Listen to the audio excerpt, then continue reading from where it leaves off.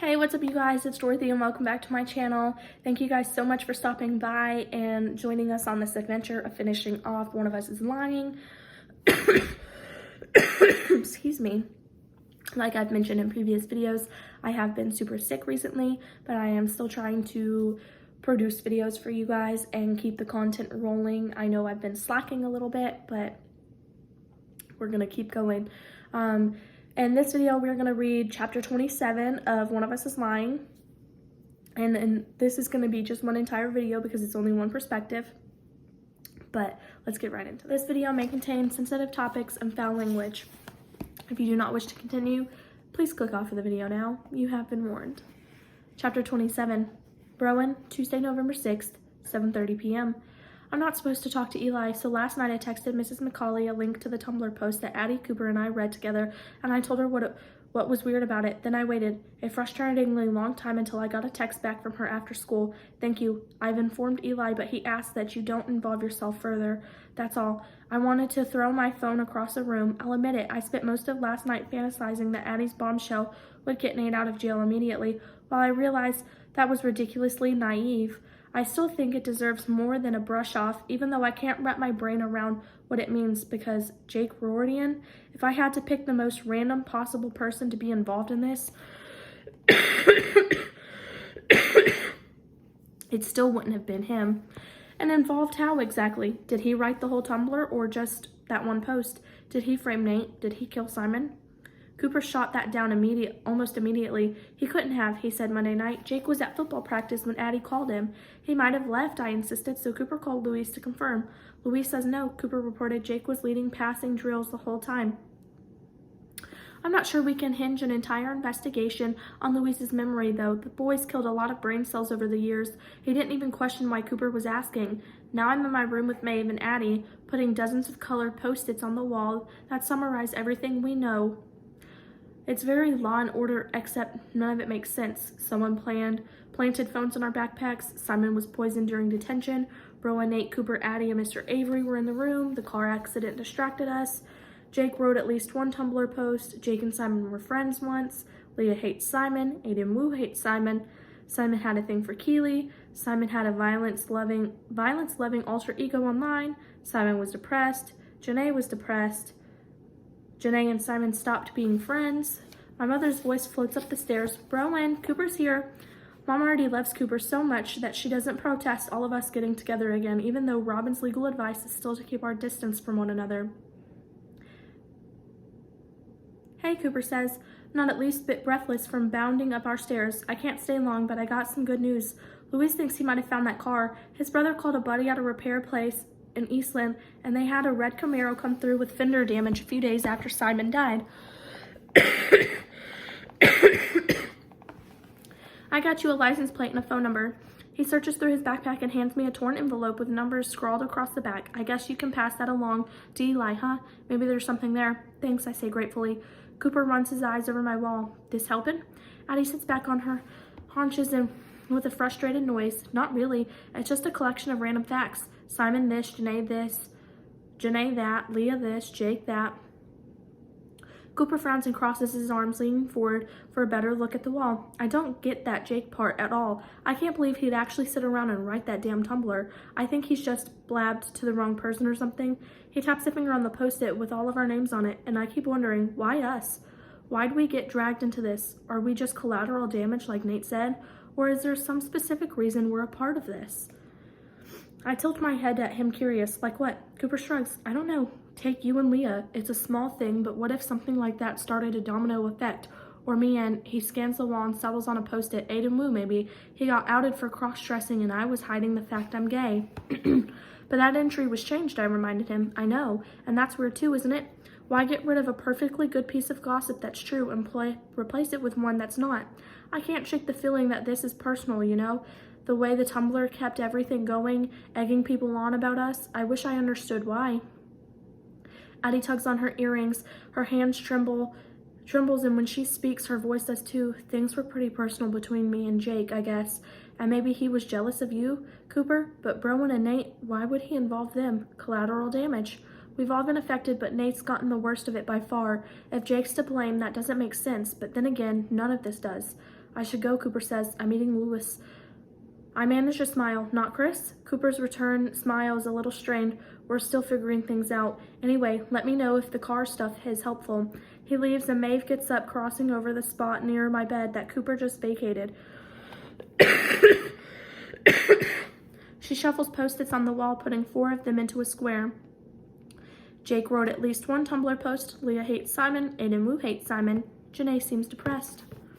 These are the most connected people. They've either got a reason to hate Simon or we already know they're involved in some way. Some are pretty unlikely. She taps on Aiden's name, and some have big red flags against them. She points to Jake and Janae, but there's nothing clear cut. What are we missing? We all stare at the Post-its in silence. You can learn a lot about a person when you have his license plate and phone number, his address, for example, and his name, and where he goes to school. So if you wanted to, you could hang out in the parking lot of his school before it started and waited for his red Camaro to arrive, theoretically. Or, actually, I meant to turn the numbers Cooper gave me over to Mrs. McCauley so she could pass them along to Eli, but I kept thinking about her terse text. I've informed Eli, but he asked that you don't involve yourself further. Would Eli even take me seriously? He's the one who first mentioned the car accident as suspicious, but he's spending all this time trying to keep Nate in juvenile detention center. He might consider this nothing but a pesky distraction. Anyway, I'm just scoping things out. That's what I tell myself as I enter Eastland High's parking lot.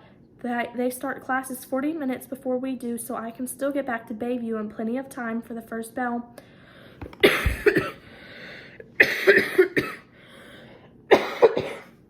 Excuse me. It's stuffy in the car, and I lower both front seat windows as I pull into an empty spot and turn the car off.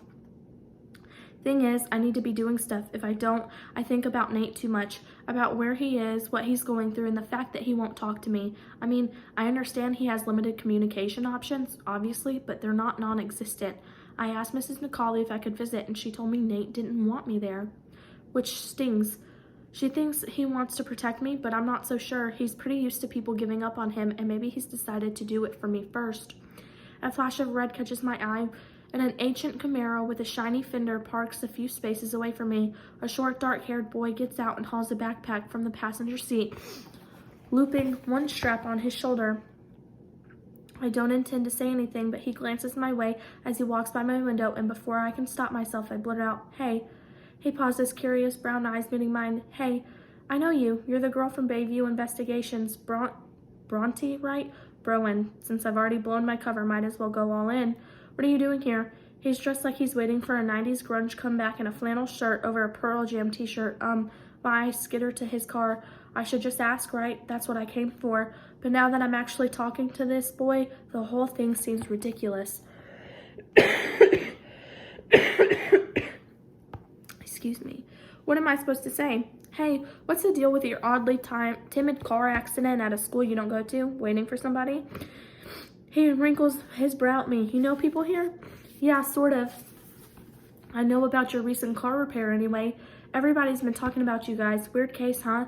The kid who died, he was kind of weird, right? I mean, who even has an app like that? And all the stuff they said on Michael Powers, random.